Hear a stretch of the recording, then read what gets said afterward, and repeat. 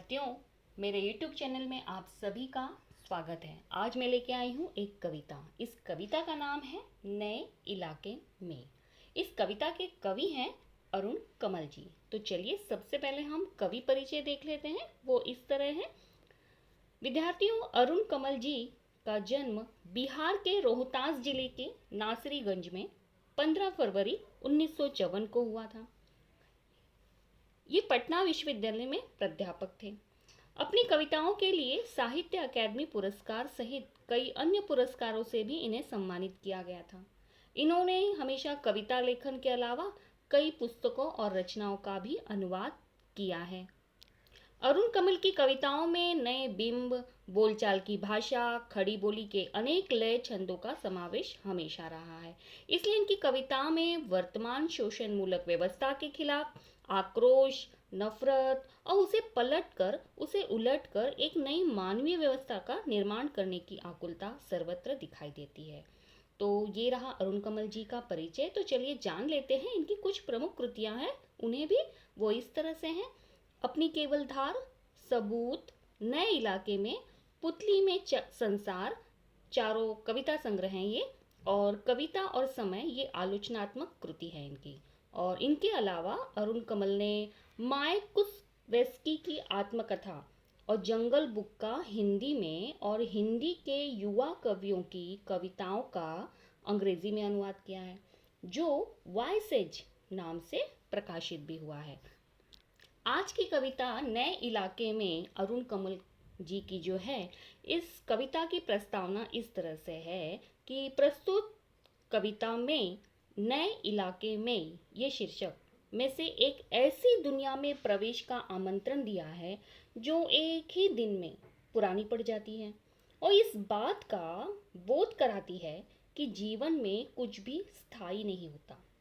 इस पल पल बनती बिगड़ती दुनिया में स्मृतियों के भरोसे नहीं जिया जा सकता है। इस पाठ का ये उद्देश्य है। तो चलिए देखते हैं कविता। वो इस प्रकार है। नए इलाके में, इन नए बसते इलाकों में जहां रोज बन रहे हैं नए नए मकान, मैं अक्सर रास्ता भूल जाता हूँ। बच्चों, इन पंक्तियों का भावार्थ इस तरह से है। चलिए देखते हैं।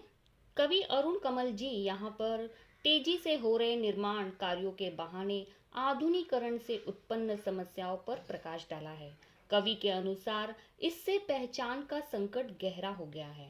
जब किसी नई बस्ती में कवि पहुंचता है तो वह रास्ता भूल जाता है। वहां नए नए मकानों का निर्माण हो रहा होता है। तो कवि इन पंक्तियों में ये कहना चाहते हैं। चलिए देखते हैं अगली पंक्तियां। वो इस तरह से हैं।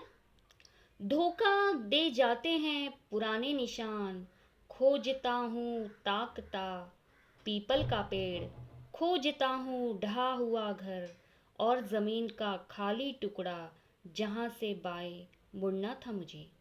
फिर 2 मकान बाद बिना रंग वाले लोहे के फाटक का घर था, एक मंजिला।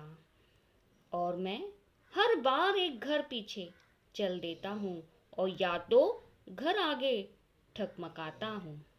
विद्यार्थियों, यहाँ कवि ने इन पंक्तियों का भावार्थ इस तरह से बताया है कि कवि कहते हैं, कवि ने अपने ठिकाने तक पहुँचने के जो चिन्ह निर्धारित किए थे वे आगे बढ़ने में मदद नहीं करते हैं। जैसे कि पीपल का पेड़ और गिरा हुआ घर ढूंढते हुए कवि पाता है कि वो सब कुछ बदल गया है। नया घर खड़ा हो गया है और उस जमीन के खाली टुकड़े को कवि ढूंढ नहीं पाता जहाँ से उसे बाएं मुड़ना था, क्योंकि पहचानी हुई जगहों पर अब नए मकान बन चुके हैं। रास्ते की तलाश में ठिठका हुआ कवि 2 मकानों के बाद बेरंग लोहे के फाटक को और एक मंजिले मकान को ढूंढता है और क्या पाता है कि वो रास्ता भूल गया है। उसे भ्रम होता है कि वो एक घर पीछे आ गया है या डगमगाते हुए 2 घर आगे तो नहीं चला गया। इस तरह से कवि यहाँ पर सोच में पड़ा है। तो चलिए देखते हैं अगली पंक्तियाँ। यहाँ रोज कुछ बन रहा है, रोज कुछ घट रहा है। यहाँ स्मृति का भरोसा नहीं, एक ही दिन में पुरानी पड़ जाती है दुनिया। जैसे वसंत का गया पतझड़ को लौटा हूँ, जैसे बैसाख का गया भादों को लौटा हूँ। अब यही है उपाय कि हर दरवाज़ा खटखटाओ और पूछो, क्या यही है वो घर? विद्यार्थियों, इन पंक्तियों का भावार्थ इस तरह से है कि कवि कहते हैं कि कवि के अनुसार यहाँ प्रतिदिन घटनाएं घट रही हैं। हर रोज ऐसा कुछ निर्मित हो रहा है जिससे पहले वाले दृश्य लुप्त हो रहे हैं, गायब से हो रहे हैं और जिन्हें स्मृतियों के सहारे ढूंढा नहीं जा सकता। देखते ही देखते दुनिया पुरानी सी पड़ जाती है और अनुभव यह होता है कि बसंत के बाद वहाँ लगभग 6 महीने बाद पतझड़ में लौटा हूँ और या बैसाख में गया भादों के महीने में लौटा हूँ। कुछ भी पहले जैसा नहीं रहा। इसलिए मंजिल तक पहुँचने का यही उपाय रह गया है कि हर घर का दरवाज़ा खटखटाकर पूछना पड़ेगा कि यह वही घर है जिसे मैं ढूंढता रहा हूँ। चलिए देखते हैं आखिरी पंक्तियाँ, वो इस तरह से है। समय बहुत कम है तुम्हारे पास, आ चला पानी, ढहा आ रहा आकाश, शायद पुकार ले कोई पहचाना ऊपर से देखकर। विद्यार्थियों, इन पंक्तियों का भावार्थ इस तरह से है कि कवि यहाँ पर कहते हैं कि किसी के पास बताने के लिए भी समय नहीं है। हर कोई इतनी जल्दी में है जैसे आसमान सिर पर गिरा जा रहा हो। फिर भी उम्मीद यही है कि शायद कोई जान पहचान वाला मुझे पहचान कर पुकार लेगा।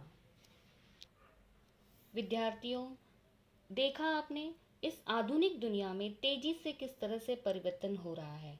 कवि यहाँ पर अरुण कमल जी इस आधुनिक दुनिया तेजी से परिवर्तित हो रही है, इसे स्मृतियों के सहारे नहीं पहचाना जा सकता। कवि के अनुसार जीवन का एक महत्वपूर्ण सत्य उसकी परिवर्तनशीलता है।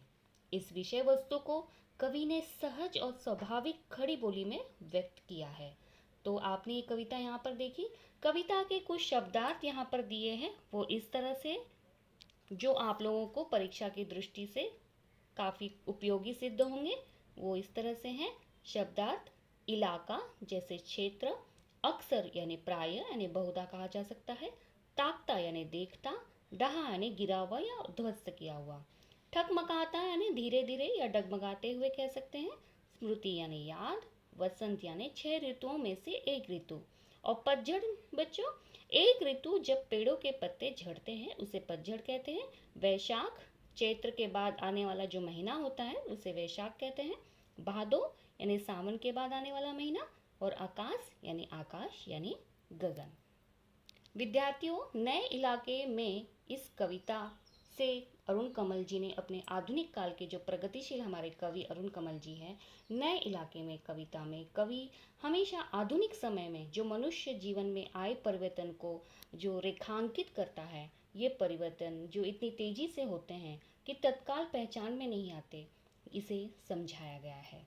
तो उम्मीद करती हूँ कि आप लोगों को ये वीडियो और ये कविता बहुत ही अच्छे ढंग से समझ में आ ही गई होगी, और उम्मीद करती हूँ कि आप लोग इसे आगे ज़रूर शेयर करेंगे और सब्सक्राइब तो करेंगे ही। तो चलिए फिर मिलते हैं अपनी अगली वीडियो में, तब तक के लिए धन्यवाद।